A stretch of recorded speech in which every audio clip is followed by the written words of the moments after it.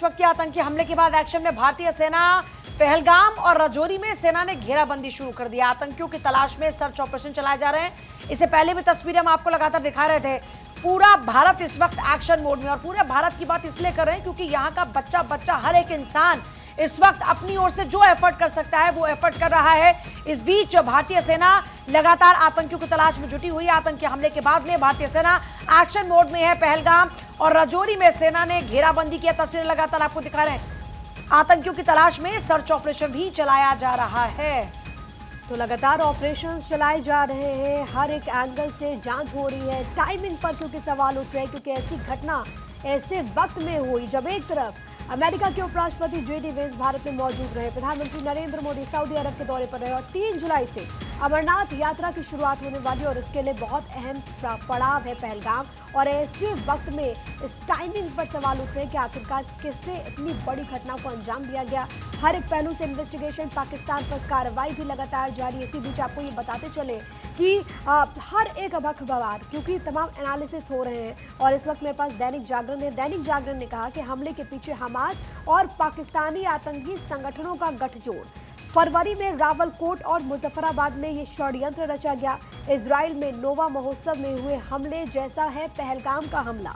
पहलगाम के बैसरम में जो हुआ उसकी आशंका पहले से थी। हमला पाकिस्तान में सक्रिय आतंकी संगठनों और फिलिस्तीनी आतंकी संगठन हमास के बीच गठजोड़ से पैदा खतरे की शुरुआत है।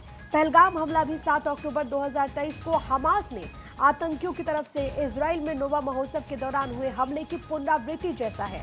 इसमें इस बात का जिक्र है कि सुरक्षा एजेंसीज लगातार वहां पर सक्रिय है।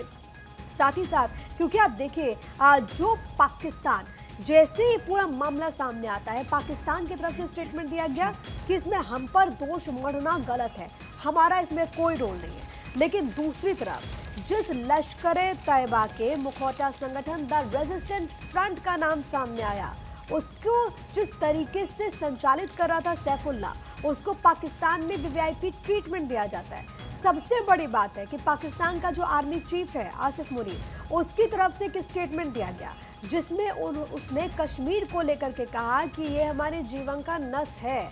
और उसके ठीक बाद ऐसी बड़ी घटना का होना, पाकिस्तान भले ही कह दे कि हमारा कोई दोष नहीं, लेकिन हर एक खुलासे एक बार फिर से इस बात को पुख्ता कर रहा है और इसमें कोई भी शक व शुबा नहीं है कि जब भी ऐसी कोई भी गतिविधि भारत में होती है या फिर कहीं पर भी, उसके तार पाकिस्तान से जुड़ते। और इस पूरे मामले में जो खुलासे एक के बाद एक हुए वो ये बताते हैं कि किस तरीके से पाकिस्तान ने जो आतंक की सप्लाई की, एक बार फिर से उसने भारत को लहूलुहान कर दिया। लेकिन अब वार होगा और ये जो प्रहार होगा वो प्रचंड होगा। तो देखिए, पहलगाम हमले की चीन ने निंदा की है और चीनी विदेश मंत्रालय ने हमले को लेकर निंदा की है और चीन आतंकवाद का कड़ा विरोध करता है, ये स्टेटमेंट दिया गया है। तो बड़ी खबर आपको बता रहे हैं, जिस तरह से पहलगाम में आतंकी अटैक हुआ, तमाम देशों के तरफ से स्टेटमेंट सामने आया और पहलगाम हमले की चीन ने निंदा की है। चीनी विदेश मंत्रालय की तरफ से स्टेटमेंट कि हम इस हमले की निंदा करते हैं, चीन आतंकवाद का कड़ा विरोध करता है। तो इससे पहले कनाडा के पीएम की तरफ से भी दुख व्यक्त किया गया था, स्टेटमेंट दिया गया था। और अब देखिए, चीन की तरफ से चीन के विदेश मंत्रालय ने इस हमले की निंदा की है। फिलहाल आपको बताते चले कि जहां पर आतंकवादी हमला हुआ, बीते दिन की तस्वीर में आप देख रहे हैं, और उसके बाद वहां पर गृह मंत्री अमित शाह भी पहुंचे और गृह मंत्री से मिलकर जो परिजन थे वो रो पड़े। दूसरी तरफ इस पूरे मामले को लेकर अलग अलग एंगल से जांच पड़ताल की जा रही है। चीनी विदेश मंत्रालय की तरफ से भी कड़ा विरोध जताया गया है, इस हमले की निंदा की गई है। और वहीं पहलगाम हमले पर कनाडा के पीएम मार्क कार्नी ने भी दुख जताया है। जम्मू कश्मीर में हुए आतंकी हमले से भयभीत हूं, कनाडा आतंकी हमले की कड़ी निंदा करता है, पीड़ितों और उनके परिवारों के प्रति संवेदना। तो आज पूरा विश्व कैसे भारत के साथ खड़ा हुआ है, चाहे फिर वो कनाडा हो या फिर तमाम और देश हो या कोई मुस्लिम देश हो, आज हर कोई भारत के साथ खड़ा हुआ है। और वजह यही है कि अब पाकिस्तान वैश्विक रडार पर आ चुका है, पाकिस्तान अलग थलग पड़ चुका है। और ऐसे में अगर आप उसको कहिए कि पाकिस्तान की अंत की शुरुआत हो चुकी है, क्योंकि पाकिस्तान अलग है, उसके हालात वैसे ही ठीक नहीं है। वहाँ की जो आवाम है वो तिनके तिनके के लिए त्राहिमाम कर रही है। और इसी बीच अब जब पाकिस्तान अलग थलग पड़ चुका है, तमाम जो देश है वो भारत के साथ है। इसी बीच पीएम कार्नी कहते हैं कि जो हमला हुआ, जो आतंकी हमला हुआ, इससे भयभीत हैं और कनाडा आतंकी हमले की कड़ी निंदा करता है। और अभी तो खाने के लाले थे, अब बूंद बूंद पानी को भी तरसेगा, क्योंकि जिस तरीके से डिप्लोमेटिक स्ट्राइक भारत ने की है, और सबसे बड़ी बात, अब जब पानी नहीं मिलेगा आर्थिक तौर पर, जब कई बिलियन डॉलर का नुकसान होगा, पाकिस्तान को तब पता चलेगा कि इस बार की यह साजिश कितनी भारी पड़ रही है। और जैसा हम बार बार कह रहे हैं कि यह सिर्फ अभी शुरुआत है, इसके आगे आगे देखिए होता है क्या। और वो खौफ महसूस भी हो रहा है पाकिस्तान में। लेकिन पाकिस्तान जैसा मुल्क है बड़ा बेशर्म, जिसके घर में घुसकर अमेरिका लादेन को मारता है, उस पर भी पाकिस्तान कहता है कि हमारा आतंक से कोई नाता नहीं। कसाब से अपने नाते को खत्म करता रही है तो वो मुल्क है जो अपने सैनिकों को भी कबूलने से इनकार कर देता है। लेकिन भारत ने पहले भी कार्रवाई की है, भारत ने पहले भी सर्जिकल स्ट्राइक की है, बालासोर एयर स्ट्राइक भी भारत ने किया, और अब तो एक कड़ा प्रहार के लिए भी भारत पूरी तरीके से तैयार है। इसी बीच जिन लोगों ने अपने अपनों को खो दिया, उनकी एक बार फिर से बात करना बहुत ज़रूरी है, क्योंकि इस वक्त उनके घर में मातम पसरा हुआ है। लेकिन ये गम सिर्फ उन परिवारों का नहीं है जिन्होंने अपने अपनों को खोया, ये गम पूरे देश का है।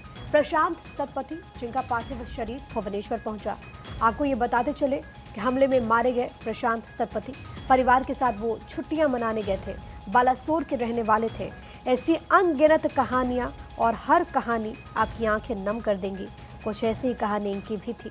आप देख सकते हैं जब पार्थिव देह यहाँ पर पहुँचता है, किस तरीके से यहाँ पर पूरा माहौल जो गमगीन हो जाता है। कश्मीरी यात्रा का आखिरी दिन, और ये ज़िंदगी भर का आखिरी दिन बन गया।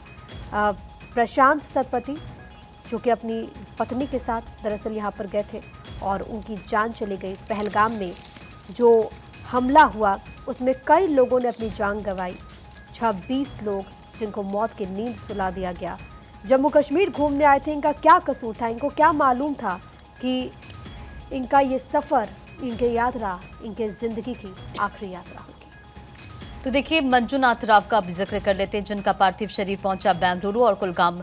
आपको बताते चले कि यहाँ पर जो अटैक किया गया था पहलगाम में, वहाँ पर उनका निधन हो गया, और परिवार के साथ छुट्टियां मनाने के लिए वे गए थे। शिवमोगा के रहने वाले थे मंजुनाथ राव। तो देखिए, अलग अलग जगहों से, यानी कि देश के कोने कोने से लोग वहां पर छुट्टी सेलिब्रेट कर रहे थे, अपनों के साथ वहां पर मेमोरीज इकट्ठा कर रहे थे। लेकिन किसी को नहीं पता था कि आज उनका अंतिम दिन होगा। मैंने पहले भी जिक्र किया कि अखबार के फ्रंट पेज पर देखिए किस तरह से यहाँ पर सवाल है कि हमें क्यों मारा, और उन तमाम स्टोरी का जिक्र है जो कि पढ़ने से आपकी आंखें नम हो जाएगी। देखिए, जब पार्थिव शरीर उनके घर पहुंचता है तो किस तरह से लोग वहां पर उन्हें श्रद्धांजलि देते नजर आते हैं। लोगों का रो रो कर बुरा हाल वहां पर नजर आता है, और तमाम अखबारों में भी इसका जिक्र। दरअसल मंजुनाथ 3 दिन पहले ही अपनी पत्नी और अपने बच्चों के साथ जम्मू कश्मीर गए हुए थे घूमने के लिए। वो शिवमोगा के रहने वाले रियल एस्टेट बिजनेसमैन थे, और उनकी पत्नी ने एक पोस्ट किया, और उस पोस्ट के जरिए वो जिक्र करती हैं उनके अंतिम क्षणों का, अंतिम लम्हों का। इसी बीच देखिए, जम्मू कश्मीर में जो हमला हुआ पहलगाम में, आतंकी हमले की हर तरफ निंदा हो रही है। और इसी बीच बागेश्वर धाम के पीठाधीश्वर पंडित धीरेन्द्र कृष्ण शास्त्री की भी प्रतिक्रिया सामने आई है। उन्होंने इसको देश का सबसे बड़ा दुर्भाग्य बताया है। सुनिए। पहलगाम में जो घटना हुई, इस सदी की सबसे निंदनीय घटना है। उन्होंने ना ये पूछा कि आप किस जाति के हो, ब्राह्मण हो, क्षत्रिय हो, वैश्य हो या सेवक हो। उन्होंने ना एससी पूछा, ना एसटी पूछा, ना ओबीसी पूछा, ना सवर्ण पूछा। उन्होंने ना ये पूछा कि तुम तमिल बोलते हो या मराठी बोलते हो या गुजराती बोलते हो या पंजाबी बोलते हो। उन्होंने सिर्फ ये पूछा, क्या तुम हिंदू हो? और गोली मार दी। इससे बड़ा दुर्भाग्य इस देश का कभी नहीं हो सकता है। हिंदुओं के लिए सबसे बड़ी चुनौती ये हो गई कि अब तुम हिंदुस्तान में हिंदू होने पर खतरे में। और पूरे देश में हर इंसान के जहन में इस वक्त यही सवाल है। और इस बीच जानकारी है कि जम्मू कश्मीर के कुलगाम में बड़ा ऑपरेशन, कुलगाम में सुरक्षा बलों का सर्च ऑपरेशन, सुरक्षा बलों ने पूरे इलाके की घेराबंदी की, और सुरक्षा बल आतंकियों के बीच गोलीबारी भी लगातार जारी है। तंगी मार्ग इलाके में 3 से 4 आतंकियों के छिपे होने की जानकारी है। खबर यह है कि जंगल में लश्कर के 3 से 4 आतंकी छिपे हुए हैं, जिनको लगातार तलाशा जा रहा है, जिनके लिए सर्च ऑपरेशन लगातार जारी है। कुलगाम में लगातार सेनाएं इस वक्त एक्शन मोड में हैं और आतंकियों को खोजा जा रहा है। कुलगाम में यह बड़ा ऑपरेशन, जम्मू कश्मीर के कुलगाम में सुरक्षा बलों का सर्च ऑपरेशन लगातार चल रहा है। कल आपने देखा कि 2 आतंकियों को कल ढेर किया गया और अभी ये लश्कर के आतंकी बताए जा रहे हैं जो इस वक्त छुपे हुए हैं। सुरक्षा बल और आतंकियों के बीच में गोलीबारी भी लगातार जारी है। तंगी मार्ग इलाके में 3 से 4 आतंकियों के छिपे होने की जानकारी है, जिनको तलाशा जा रहा है, जिनके लिए सर्च ऑपरेशन जारी है। और कार्रवाई इस वक्त पूरे जम्मू कश्मीर में देखने को मिल रही है। बांदीपोरा से भी एक खबर है कि सुरक्षा बलों का एक्शन देखने को मिला। आतंकियों के 2 मददगारों को गिरफ्तार किया गया। दोनों मददगारों से हथियार, गोला बारूद मिले। तो ऐसी कार्रवाइयां, ऐसे एक्शंस लगातार जारी और ये बहुत ज्यादा जरूरी है। वो लोग जो कि इनकी मदद करते हैं, क्योंकि आतंकी जब भारत में दाखिल होते हैं तो उनको सभी हथियार मुहैया हो या फिर वहां पर रहना, खाना, पीना, ये सब करने वाले वो कौन लोग हैं, उनको चिन्हित करके एक्शन लेना बहुत जरूरी है। तस्वीरें में आपको लगातार दिखा रहे हैं। एक बड़ी यहां पर कार्रवाई की गई और इस दौरान आतंकियों के 2 मददगारों को गिरफ्तार किया गया। लेकिन सबसे इंपॉर्टेंट है कि इन पर ऐसा एक्शन हो कि फिर कोई इन आतंकियों की सहायता न कर पाए। वहां पर हथियार की बरामदगी हुई है। इसके अलावा इनसे पूछताछ लगातार जारी है, कैसे कांटेक्ट में आए, क्योंकि आपने देखा कि जम्मू कश्मीर में अब अमन, चैन, शांति आ रही है। वहां के जो युवा हैं उनको अपॉर्चुनिटीज मिल रही हैं, वो मुख्य धारा से जुड़ रहे हैं और वो काफी खुश हैं। लेकिन अभी भी कुछ ऐसे लोग हैं जो कि आतंकियों के हिमायती बनते हैं और उन पर एक्शन बहुत ज्यादा इस वक्त लेना जरूरी है। तो बात अब राजनाथ सिंह की कर लेते हैं। रक्षा मंत्री राजनाथ सिंह का भी स्टेटमेंट और आतंक के खिलाफ भारत एकजुट है, दोषियों के खिलाफ सख्त कार्रवाई होगी। राजनाथ सिंह ने कहा है किसी भी सूरत में हम नहीं डरेंगे, हमले के जिम्मेदार लोगों को करारा जवाब मिलेगा, हम जोरदार तरीके से जवाब देंगे, कुछ ही समय में जोरदार जवाब मिलेगा। ये स्टेटमेंट राजनाथ सिंह का आतंक के खिलाफ जीरो टॉलरेंस नीति और भारत आतंक की तह तक जाएगा, क्या कुछ उनके तरफ से कहा गया है, सबसे पहले सुनिए आप। टेररिज्म के खिलाफ हमारी जीरो टॉलरेंस की पॉलिसी है। भारत का एक एक नागरिक इस कायरतापूर्ण हरकत के खिलाफ एकजुट है। मैं इस मंच से देशवासियों को आश्वस्त करता हूं, घटना के मद्देनजर भारत सरकार वो हर कदम उठाएगी जो जरूरी और उपयुक्त होगा।